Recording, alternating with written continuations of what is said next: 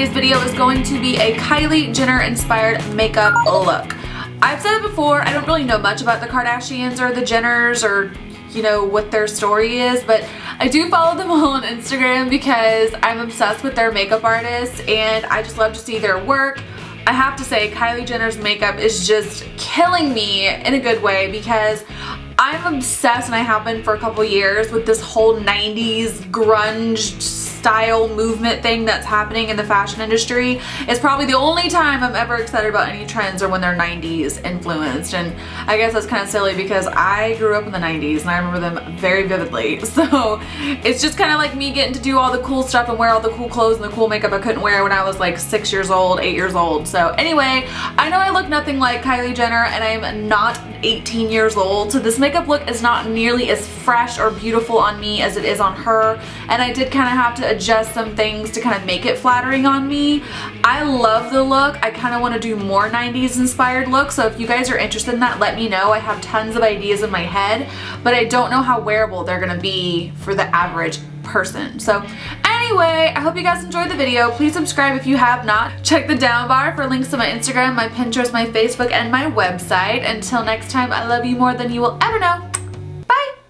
Okay guys, I already applied my foundation and I went with Mercier Silk Cream and Urban Decay Naked Skin, and then I'm going to go right in with my Pro Longwear Concealer from MAC underneath the eyes with a beauty blender like I always do. We're doing the skin first today because the eye look is so simple. I'm not worried about fallout at all, and it'll kind of help us make sure that we keep the eye look as light as possible.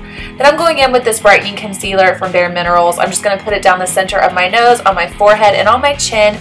This is just going to bring a little more light, focus, and attention to the center of our face, which will provide a nice contrast for all the contouring we're going to go in with later. Then I'm going to take my Hourglass Ambient Lighting Powder and Diffused Light and mix it in with the banana shade from the Anastasia Beverly Hills Contour Kit and set my under eye concealer like so. Excuse me, there goes that pesky hiccup. Please excuse my skin. It is dry and breaking out. I'm allergic to something. I can't help it. Let's move on with our lives. I still wanted to film a video. Then I'm going to set the rest of my skin with my trusty Care Blend powder and a flat powder brush just to make sure it stays all day. Then I'm going in with Bobbi Brown Golden Light Bronzer and my NARS Ita brush. Kylie's face is very, very contoured and structured, whether that is from the genius of her makeup artist or that scandalous alleged plastic surgery. It is what it is either way, so I'm going to replicate the same thing. I am literally contouring like my life depends on it, the jawline, the back of the cheekbones, the forehead, the chin, and I'm making sure those lines are nice and defined and very, very structured. Then I'm going to go in and contour my nose. I'm using this really tiny Sigma brush. It's a blending brush from the Precision Kit, and it's just made my nose contouring situation so much easier, and I want that nose to look as straight and skinny and as apparent as possible. That is what Kylie's looks like, and that is what we are trying to achieve. I'm going to blend it out with a fluffy brush just to make sure we have no harsh lines and it's really, really seamless. Then I'm going in with the Spawn shade from the Contour Kit and just further carving out the very, very back to those cheekbones. Once again, we are trying to contour like our lives depend on it. Blending it out with a fan brush just to make sure it does look a little bit softer and not as harsh as it's probably going to look until I put on the rest of my makeup. Then I'm going in with Painterly Paint Pot all over the lid and a fluffy E40 brush and Soft Brown from MAC. We're just going to lightly dust this into the crease. This eye look is supposed to look very blown out and very intentional, very, very soft. We want there to be a difficult time to tell where one color starts and one color ends, so just make sure you take your time and blow it out and blend, blend, blend. It doesn't have to be perfect, but it does need to be soft. Then I'm going to take a 217 and Cork from MAC, which is very similar to Soft Brown. It's just a little bit ashier and cooler of a tone of brown. And we're going to use this to kind of deepen out the outer V, kind of bring a little bit more attention to that crease, just to create some dimension. And we're just going to work that in slowly but surely. Make sure it's nice and blended. Take your time. Make sure that the colors look like they are almost the same, but just a little bit of a difference in the contrast.